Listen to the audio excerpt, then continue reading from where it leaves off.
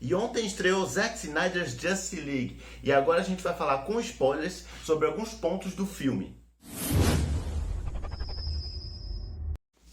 Olá, nerds do universo e do multiverso, bem-vindos de volta a mais um vídeo do canal Atualidades Nerd.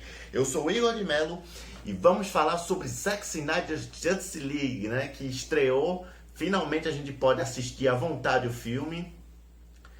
E vamos falar no vídeo de hoje sobre alguns pontos gerais assim do filme, porque são 4 horas de filme, tem muita coisa para falar. Então dá para fazer um geral e depois a gente vai em pontos específicos. Esse vídeo de hoje é uma questão mais geral. Vamos falar um pouco mais sobre os pontos positivos e negativos. Na reação imediata que eu fiz ontem sobre o filme, eu foquei mais nos pontos positivos. Mas hoje eu dei uma reassistida para afirmar mais algumas coisas que eu acho que na minha opinião, poderiam ter melhorado, nem precisavam estar lá, enfim. Vamos começar, né? Então, o início do filme é o final de Batman vs Superman, né? Enquanto o Superman tá morrendo, a gente vê que o grito dele ecoa pela cidade, pelo planeta, e isso ativou, né, a caixa materna e também, de certa forma, serviu para chamar a atenção de Apocalipse, né? Do Lobo da Estepe. Porque aí isso já conecta com aquela fala que a gente tem já no trailer, tanto 2016 quanto teve agora, que não há protetores aqui, não há lanternas e não há kryptoniano, ou seja, para eles o planeta está desprotegido, porque não tem uma lanterna para proteger e não tem mais o kryptoniano. Então isso atraiu a atenção, tanto porque não tem mais o protetor, também porque a caixa materna foi ativada, né? E aí que a trama começa. Passando um pouco mais, a gente tem o Bruce Wayne atrás dos heróis, né? O primeiro que ele vai atrás é o Aquaman. E uma coisa que eu achei legal do Aquaman é que o James Wan, no filme solo do Aquaman, ele manteve o dilema que o Aquaman já tinha no Snyder Cut. Na versão de 2017 ele não tinha esse dilema assim. Ele tem esse dilema de ele renegar a herança dele e tipo odiar os Atlantes. Aí ele é o deslocado. Então isso já começa em Liga da Justiça, ou seja, o James Wan seguiu por essa linha, né? E o Snyder também ajudou bastante o James Wan a construir Aquaman. O James Wan mandava os storyboards pro Zack Snyder aprovar, ver se isso aqui tá legal ou não. Ou seja, o filme Aquaman, que é um sucesso, $1 bilhão, já tem sequência e tudo, seguiu a linha do Zack Snyder Justice League, não da versão Joss Whedon, né, que teve em 2017. Então o que acontece é que a Warner já disse pro Snyder que a versão canônica é 2017. Essa de agora não é canônica. É incrível porque, tipo... Ou seja, o filme ruim é canônico, o bom não é. Porque o Snyder expande aquele universo no filme de uma maneira incrível. Ele deixa aberturas para você fazer muitas coisas naquele universo. Enquanto em 2017 não expande pra porcaria nenhuma, não sai pra nada aquele filme. Aí mostra mais um pouco como é que tá o mundo, né? E o mundo de luto, né? Após a morte do Superman. E a morte do Superman, eu vou falar já, que é um ponto que pra mim é complicado. Eu gosto e ao mesmo tempo eu não gosto desse negócio da morte do Superman. Eu vou explicar já, mas vamos lá continuar. O filme, ele traz muitas camadas para cada personagem. E a história é bem amarrada. Existe um motivo ali para tudo e as coisas vão se conectando. E tipo, o filme, o de 2017 já estabelece que desde o início eles estão querendo trazer o Superman de volta. E já no Zack Snyder Justice League não tem isso. Eles só vão falar assim, pô, vamos trazer o Superman de volta depois que eles descobrem mais sobre a caixa materna e vê que é uma possibilidade. No 2017 houve um conflito na equipe sobre trazer o Superman de volta. O Batman deu a ideia, mas nenhum dos outros aceitou. Aqui foi diferente. Quando eles entenderam a caixa materna, eles perceberam a possibilidade de trazer o Superman de volta. E todo mundo da equipe concordou. Só o Aquaman que discordou. Ele disse, é melhor não, isso vai dar ruim. De certa forma ele estava certo. Fazendo um contraponto entre o de 2017 e agora, tem uma coisa naquele filme que eu gosto, por incrível que pareça. Eu posso meter o pau no filme porque tem motivos, mas tem uma coisa que eu gosto naquele filme, que é a cena em que eles estão falando sobre trazer o Superman de volta. É um conflito interessante. Eu achei aquela cena interessante. Aquela cena foi feita pelo Joss Whedon. Eu achei interessante a cena. O conflito entre o Batman querer trazer e os outros não querer. A Mulher Maravilha até fala a questão da culpa do Batman e tal. Eu achei interessante esse confronto que foi criado em 2017. Mas agora foi muito mais orgânico a maneira com que resolveram trazer o Superman de volta. Porque o propósito do Bruce era juntar a equipe para lutar contra o vilão que estava lá, o Lobo da Steppe. Ele não tinha esse propósito de trazer o Superman, mas quando entenderam, vamos trazer o Superman. Então o interessante é isso, que a história ela vai se conectando aos poucos, ela não vai sendo jogada. Existe um motivo para eles quererem trazer o Superman de volta, mas eles só resolvem trazer o Superman de volta porque eles veem uma possibilidade na caixa materna de fazer isso, por mais arriscado que seja. Outra coisa interessante é ver a extensão dos poderes do Cyborg, né? Ele pode fazer, literalmente ele pode controlar o mundo, ele pode controlar um arsenal nuclear, ele pode acabar com a fortuna da pessoa mais rica do mundo. Tem uma cena bem interessante que é aquela cena que ele tá na rua e aí ele vê uma mulher sacando dinheiro no banco e aparece que tem um saldo bem baixo na conta dela, acho que é $12, uma coisa assim. Aí ele vai e transfere 100 mil para a conta dela, ela fica muito feliz. Então é interessante que mostra o poder do personagem. E tem uma frase do Silas Stone que é muito interessante. Ele fala que o que faz o Victor ser um herói, que não é o que ele pode fazer, é o que ele escolhe não fazer. Porque, ou seja, ele podia escolher acabar com o mundo a hora que ele quisesse, mas ele não faz isso, ele salva pessoas. Isso é interessante. O bom dos filmes do Snyder é que ele trabalha esse aspecto, um aspecto mais emocional dos heróis. Esses heróis eles são pessoas muito poderosas que vivem nesse planeta, são deuses, né, entre os humanos, e eles têm esse fardo de ter esses poderes e eles poderiam simplesmente viver vidas extraordinárias, sei lá, até virar tiranos e conquistar o mundo, mas não, eles resolvem ajudar as pessoas. Por mais que seja um vilão, eles nunca... Enfim, essa questão que eu vou falar agora, eles escolhem não matar o vilão, mesmo que ele seja uma pessoa fazendo uma coisa ruim. Mas nessa versão do cenário a gente vê que os heróis não tem muito isso, que eu não mato. Mata sim. Você pode ver em vários momentos eles não ligam de sair matando a galera. Embora a questão deles matar os parademônios não é matar assim, porque os parademônios são descartáveis, assim, são como se fossem robôs orgânicos. Então não liga muito. Mas esse negócio de matar a gente vê no final, né? Quando a Mulher Maravilha, né, corta a cabeça do Lobo da Steppe. Foi foda.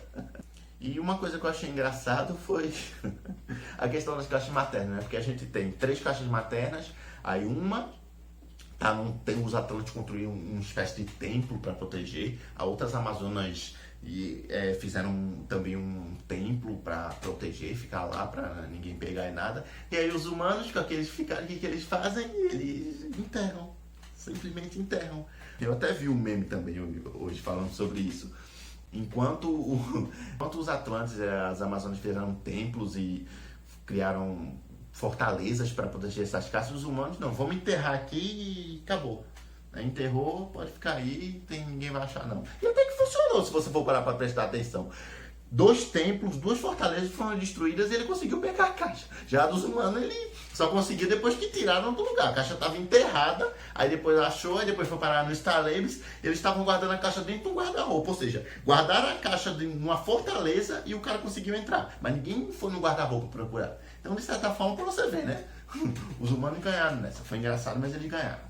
E outra coisa que pode ter passado despercebida, assim, mas prestar atenção, o multiverso foi citado 2 vezes nesse filme, é bem interessante, porque o Lobo da Steppe, ele descobre que, depois dele juntar as caixas maternas, ele descobre que a equação antivida tá aqui, isso já adiciona mais camadas, porque aí a equação antivida nem tinha sido citada em 2017, ou seja, o Darkseid está atrás da equação antivida, ele já desbravou vários mundos, milhares de mundos, tentando procurar a equação antivida, só que ele não sabia que a equação antivida estava no planeta que revidou contra ele, o planeta que ele não venceu, que ele foi vencido. Então, o Lobo da Steppe descobre isso, ele fala pro Desod, e aí, na hora, o Darkseid vem falar com ele, e aí ele fala que com a equação antivida, ele vai dominar o universo e o multiverso, é citado isso, que é a palavra multiverso, interessante. E depois o Coringa no final também fala multiverso, ou seja, o Zack Snyder tinha planos para usar o multiverso de alguma maneira. Até porque tem um Flash que serve para acessar o multiverso. Agora falando um pouco aqui das coisas que me incomodam, eu acho assim que a forma de se comunicar do Lobo da Steppe com os Lords de Apocalipse, eu acho que podia ter sido em forma de holograma ou ter aberto um portalzinho, alguma coisa para mostrar mais eles. Eu acho que eles aparecendo naquele monólito, com aquele aspecto estranho, não gostei muito não, me incomodou um pouco assim. Eu preferi que aparecessem mesmo os personagens. uma espécie de link direto com a Terra e Apocalipse. Eu acho que ficaria mais interessante do que eles ficar aparecendo naquele monólito ali.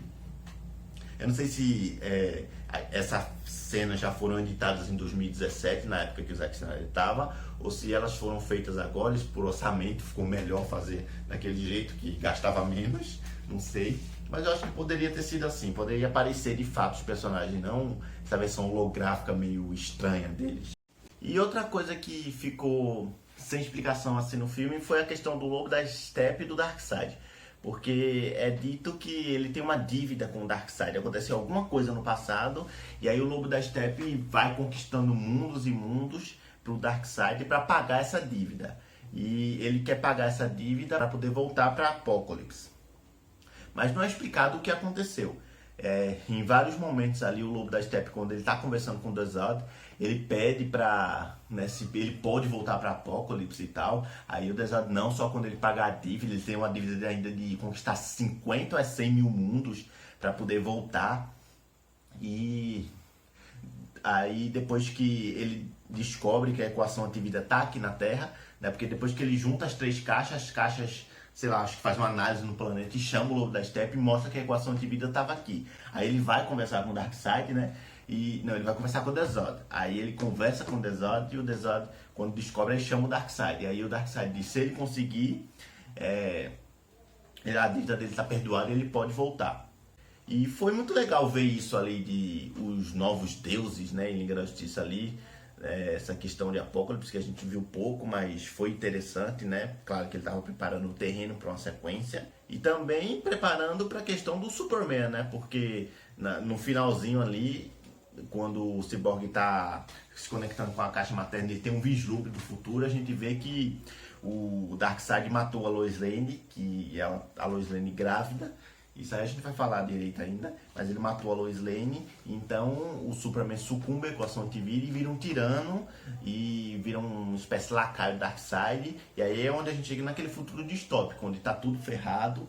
O Superman matou membros da Liga, o Darkseid também mostra o Darkseid empalando o Aquaman com o tridente dele, o velório da Mulher Maravilha morta também. Depois mostra o futuro, a Liga da Justiça devastada, tem até mostra até o Kilowog, né, morto lá na Liga da Justiça, mostrando que a batalha foi muito intensa, veio membros das tropas do Lanterna Verde, porque se o Kilowog estava ali, ele quer dizer que veio muitos outros membros, porque o Lanterna Verde do setor 2814, que é a Terra, é o Hal Jordan ou John Stewart, não é o Kilowog. Então, e o Zack Snyder meio que naqueles esboços que ele soltou sobre os próximos filmes mostrou que o clímax seria uma coisa nível Vingadores Ultimato, seria todo mundo se juntando, aí viria lanternas, os humanos, os Atlantes, as Amazonas, todo mundo junto para lutar contra o Darkseid, né?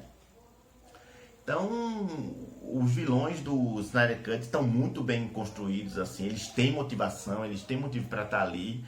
E é bem legal. E também abre espaço que o Superman vai se tornar um vilão também, né? Seria legal ver essa questão do Superman meio vilanesco. A gente já viu o Batman vs Superman no futuro distópico do Batman. A gente vê o Superman, né, matando pessoas, mata o Batman, enfia a mão nele, no coração dele, mata ele.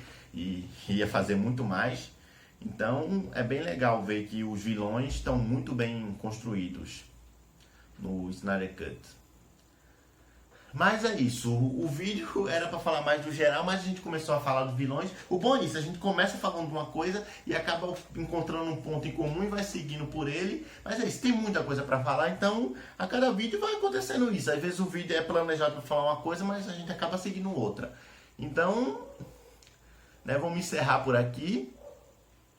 E é isso. Se você não é inscrito no canal, se inscreve, porque vídeo de Snyder Cut não vai faltar nesse canal, tenho certeza. É isso. Até o próximo vídeo. Tchau, valeu!